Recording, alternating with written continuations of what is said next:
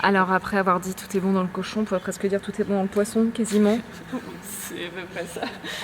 Presque.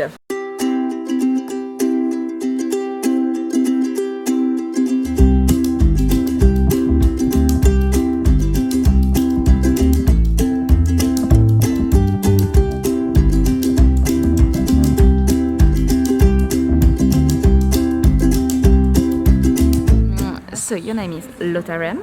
Rame. Sorry. And so you're doing liver on fish, with fish. Can you explain us a bit what is it exactly you're doing? Okay. I work in Sweden as a tanner. I have a sort of mastership diploma as a tanner. And I tan all kinds of animals, just like moose and reindeer, sheep, and even fish skin. And the last 10 years I have been doing a lot of fish leather because I think it's so nice. They are so different. The structure of the skin is very different. They have nice patterns, and you know, to tan a moose or a cow, it's very heavy. They are so heavy to handle. But the fish skin are more, they are small and they're easy. They're not so heavy. But they are more difficult to tan because they are not as elastic as the mammalian skins. So it's more work to make them soft. Carp here. Mm-hmm. We have done carp these days, yes. And this is a sea bass. Okay. So you have many kind of fish, like sea fish, river fish. Yeah. You can do tanning on every type of fish. Yes, Okay. yes. I teach and I have courses and I have lectures and I make things and I have written books about traditional tanning. So I travel a lot and You're here in Touraine. Yes. Now So I'm to here. work with a very special fish of the Loire River.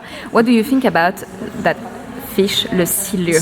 Silure is it's difficult to tan. It's very dense, to say, yes. So they are rather difficult to soften. And since they are so big and it's thick skin, it's very difficult to do something within 5 days. So I asked for only small ones because I understood, you know, it takes 3, 4, 5 weeks to tan a big silure. It reminds me a little more of mammalian skin than of fish skin, yes. And so usually what do you do with fish skin? So after you tanned it, yes. How do you transform it and in what do you transform it? I make bags, I make caps, hats, vest. I have a vest over there. I can show to you. So I make things from them. I sew things from them. I use them as cover on bowls, for example. So belts and bracelets, a lot of different things. Amazing. Well, thank you very much, Lotta. That's perfect. L'avantage du silure, c'est qu'on a des grandes étendues de peau et on n'a pas d'écailles aussi. Donc ça c'est très intéressant, en fait ça permet déjà de gagner du temps en fait sur l'écaillage. Et puis on a une épaisseur de peau aussi qui est intéressante également.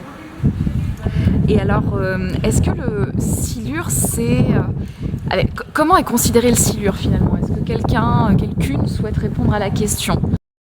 Le silure, alors de mon point de vue, et je pense que pour la majorité des gens, a plutôt une mauvaise réputation. C'est quand même du gros poisson qu'on peut facilement pêcher et laisser mourir sur le bas-côté parce que ça mange tout, c'est très pollueur, ça prend la place de tous les autres poissons, etc. Voilà, donc oui, c'est plutôt le poisson à pas trop avoir dans le coin. Voilà. Mais on est arrivé à travailler le silure parce qu'il y a un pêcheur dans le coin qui s'appelle Thierry Bouvet et qui valorise ce poisson-là auprès de restaurants assez gastronomiques a priori. Et lui aussi, on a fait en fait un condiment, notamment le garum, qui est le nom latin en fait du gnoccman, et qui permet aussi de valoriser en fait cette espèce pour le retrouver dans l'assiette. C'est de ne pas avoir de déchets, donc de travailler la chair forcément pour les restaurants, Et puis derrière, de trouver quelqu'un éventuellement qui sera intéressé pour travailler les peaux et que ça puisse ne plus être un déchet en fait, que tout puisse être valorisé dans le poisson. Et alors, qu'est-ce que vous allez en faire de ces peaux Mais justement, là, on a eu une commande du polo, puisque donc, dans le cadre des Assemblées de Loire, le livre qui récapitule tout et qui était là il y a 2 petites secondes et qui n'est plus, donc, qui s'appelle La Loire, le fleuve qui voulait écrire, qui est justement là, donc le livre un petit peu qui récapitule toute la démarche du Parlement et qui a été élaboré et mis en récit par Camille de Toledo avec le polo pour les images et tout ça. En fait, donc la commande qu'on a eue de la part du polo, c'est de faire une couverture pour ce livre qui va prendre le bateau avec la rabouilleuse pendant 2 semaines pour remonter jusqu'à Orléans si je ne me trompe pas. Et donc l'idée c'est de relier quelque part un peu le silure à cette démarche. Donc là on est en train d'étirer la peau qu'on a tannée pendant 3 jours dans de l'écorce, dans un bain d'écorce. Et donc là on est dans la phase un peu où on met la peau à sécher, on l'assouplit, on la remet à sécher pour qu'elle soit complètement tannée et qu'ensuite on puisse la travailler pour faire cette couverture qui nous a été commandée. Ce qu'il faut savoir a priori, c'est qu'il y a un côté noir du silure, mais quand on est plus proche du ventre, c'est quelque chose qui peut être un peu plus blanc. Donc là en fait c'est une peau qui a été travaillée avec du tannage végétal, donc avec des écorces. Mais on a également essayé de tanner avec une autre méthode, où on a un résultat en fait qui est complètement différent aussi. Où là, c'est un mélange avec un œuf, de l'huile et du savon. Et nous, là, on a un processus en fait qui est beaucoup plus court qu'avec l'écorce végétale.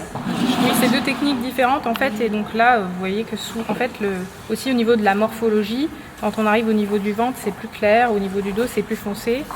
Et après aussi, selon la méthode de tannage, la peau n'a pas la même épaisseur, pas la même transparence, pas la même texture. C'est vrai qu'en tannage à l'écorce, finalement, on arrive sur un cuir qui est un peu plus épais et qui finalement est peut-être plus proche de ce qu'on peut, d'un cuir de vache par exemple, dans la manière de travailler en maroquinerie, ça a plus cette texture-là, alors que là on a vraiment des jeux de transparence, alors qu'un cuir tanné, ça c'est pas très très transparent, ça peut l'être sur cette peau-ci finalement. Ici on a un peu de transparence quand le soleil tape bien, et là on en a plus. Et bon là on est vraiment aux expérimentations, donc on découvre un petit peu en faisant. Les essais de couleurs qui ont été faits. Donc là c'était un bain de cochenille où on a des bacs de trempage juste ici où on a une couleur un petit peu rose, assez plus ou moins foncée en fait en fonction du temps qu'on va lui donner. Et puis après on a fait un autre test de couleur donc avec de la peau d'oignon qu'on a fait chauffer, où on arrive à des couleurs aussi un petit peu plus orangées en fait. C'est vrai que je mets du blanc d'œuf en fait pour lustrer la peau, puisque en fait cette peau là c'est du silure qui a été tanné à l'huile, donc il a cette propriété de finesse et de transparence. Et là j'ajoute du blanc d'œuf pour le lustrer, ça va donner de la brillance. Donc pour l'instant je mets le blanc d'œuf et ensuite une fois qu'il sera sec, on passe avec un gobelet, par exemple ici, j'ai déjà fait sur cette partie qui est colorée, et le gobelet permet de venir, alors c'est mieux sur des grandes parties, mais ça permet de venir lustrer le blanc d'œuf, et on obtient un peu une brillance sur la pièce. Et là, on a vraiment donc le motif de la peau qui ressort, et finalement on voit assez peu.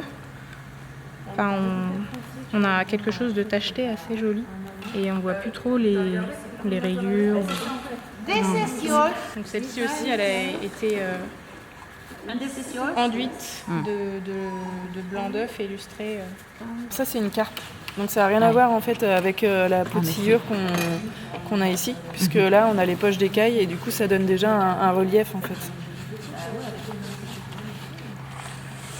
Et donc tout à l'heure on parlait de la variation de couleur, en fait c'est que là on va être plutôt sur le dos du poisson et plus on se rapproche du ventre en fait et plus ça sera blanc et tacheté finalement. Et c'est ça aussi qui est intéressant dans le poisson, c'est qu'on a des variations de couleurs, chaque pièce est unique et c'est beau.